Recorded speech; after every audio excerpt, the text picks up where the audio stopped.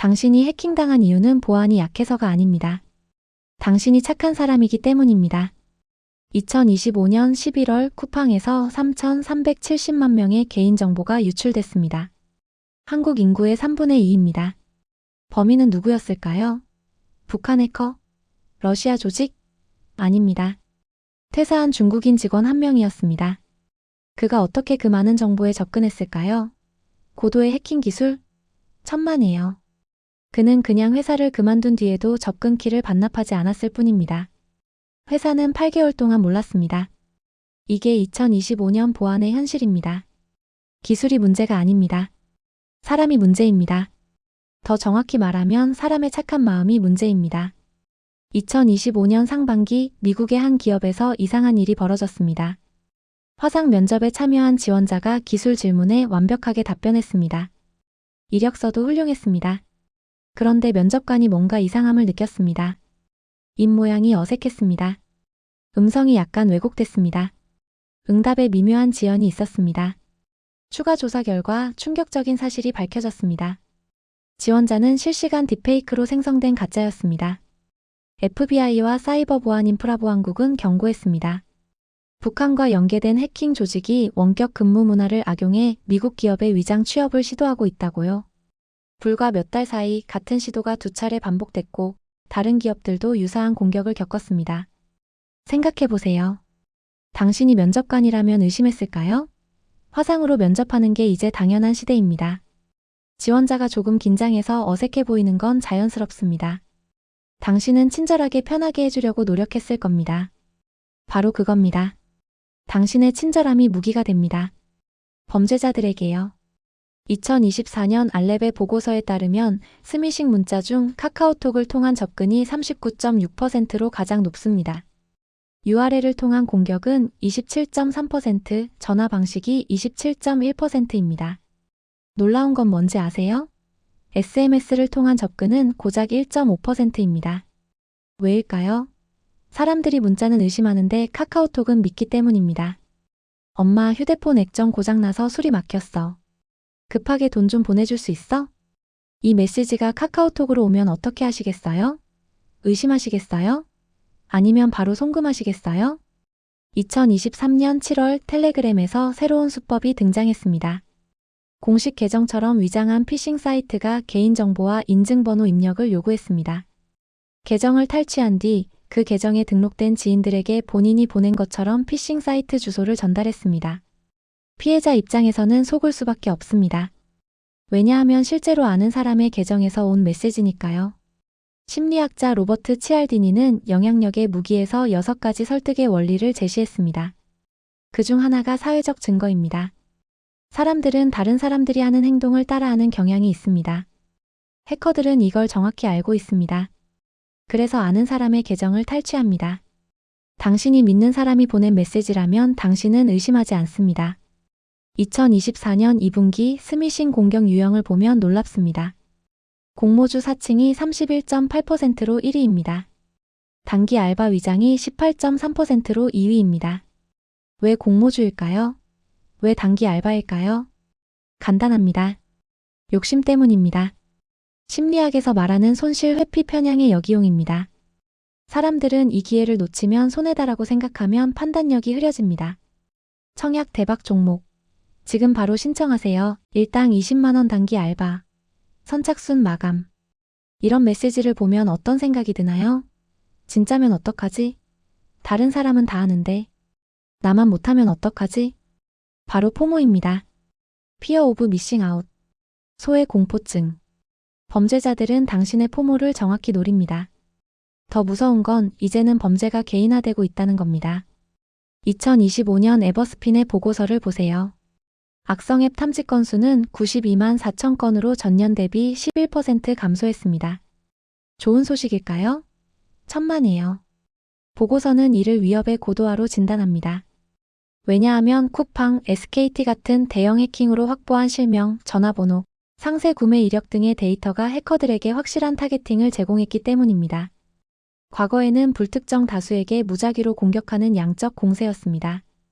지금은 유출된 정보를 바탕으로 속을 수밖에 없는 사람만 골라 공격하는 질적 타격입니다. 예를 들어볼까요? 당신이 지난달 쿠팡에서 아기 기저귀를 샀다고 칩시다. 이 정보가 유출됐습니다. 며칠 후 당신에게 문자가 옵니다. 고객님, 구매하신 땡땡 기저귀에서 유해 물질이 검출되어 전량 리콜됩니다. 환불 진행을 위해 아래 링크를 클릭해주세요. 당신은 클릭하시겠어요? 아니면 의심하시겠어요? 당신이 실제로 그 기저귀를 샀다는 걸 압니다. 당신에게 아기가 있다는 걸 압니다. 당신이 아기 제품의 안전에 민감하다는 걸 압니다. 이게 바로 2025년형 사회공학적 해킹입니다. 당신의 구매 이력이 당신을 공격하는 무기가 됩니다. 심리학자 스탠리 밀그램의 유명한 실험이 있습니다. 권위에 대한 복종 실험입니다. 실험 참가자들은 권위 있는 과학자가 지시하면 다른 사람에게 치명적인 전기 충격을 가하는 것도 서슴지 않았습니다. 해커들은 이 원리를 정확히 압니다. 그래서 기관을 사칭합니다.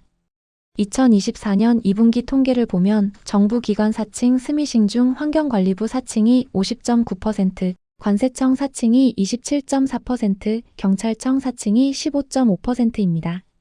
관세청입니다. 고객님의 해외 직구 물품이 세관에 보류되었습니다. 24시간 내 관세를 납부하지 않으면 폐기됩니다. 긴급합니다. 권위 있습니다. 손해를 볼 수 있습니다. 완벽한 조합입니다. 심리학에서 말하는 긴급성 편향입니다. 시간 압박을 받으면 사람들은 제대로 생각하지 못합니다. 그냥 반응합니다. 물류 부문도 마찬가지입니다. CJ 대한통운 사칭이 45.4%, 쿠팡이 11.8%, 로젠 택배가 11.2%입니다. 당신이 실제로 아래와 같은 문자를 받는다면 어떻게 할까요? 택배 주소지 오류로 배송이 지연되고 있습니다. 확인 바랍니다. 당신이 실제로 택배를 기다리고 있다면 클릭하지 않을 자신이 있나요? 더 교묘한 건 부고 문자입니다. 삼가 고인의 명복을 빕니다. 장례식장 주소 http 누가 이걸 의심할까요? 지인의 부고일 수도 있습니다. 확인해야 합니다. 조문 가야 합니다. 착한 사람일수록 예의 바른 사람일수록 클릭합니다. 바로 이겁니다. 당신의 착한 마음이 범죄자의 무기가 됩니다. 2025년 2월 SK텔레콤에서 2,700만 명의 고객 정보가 유출됐습니다. 어떻게 유출됐을까요? BPF도라는 백도어가 시스템에 장기간 잠복해 있었습니다. 이 백도어는 방화벽을 우회합니다. 외부의 특정 패킷을 수신하면 명령을 수행합니다. 탐지 회피에 최적화되어 있습니다. 문제는 이게 대형 통신사의 주요 시스템에 얼마나 오래 있었는지 아무도 모른다는 겁니다. 몇 달? 몇 년? 고도로 계획된 APT 공격입니다. 어드밴스드 퍼시스턴트 스렛. 지능형 지속 위협. 들어와서 숨습니다. 기다립니다. 정보를 모읍니다. 그리고 적절한 때 빠져나갑니다. 당신은 모릅니다. 당신의 정보가 이미 유출됐는지 안 됐는지. 그렇다면 어떻게 해야 할까요? 그냥 당하고만 있어야 할까요? 아닙니다. 할 수 있는 일이 있습니다. 여러 가지 방안이 있습니다. 첫째, 의심하세요. 모든 것을 의심하세요. 가족이 보낸 것 같은 카톡도 의심하세요. 엄마, 돈 급하게 필요해라는 메시지가 오면 링크 클릭하지 말고 직접 전화하세요. 목소리를 확인하세요. 설마 우리 엄마를? 라고 생각하시나요? 2023년 메신저 피싱 피해 금액이 1천억 원입니다. 그 1천억 원은 모두 설마라고 생각한 사람들의 돈입니다. 둘째, 긴급하다고 하면 더 의심하세요.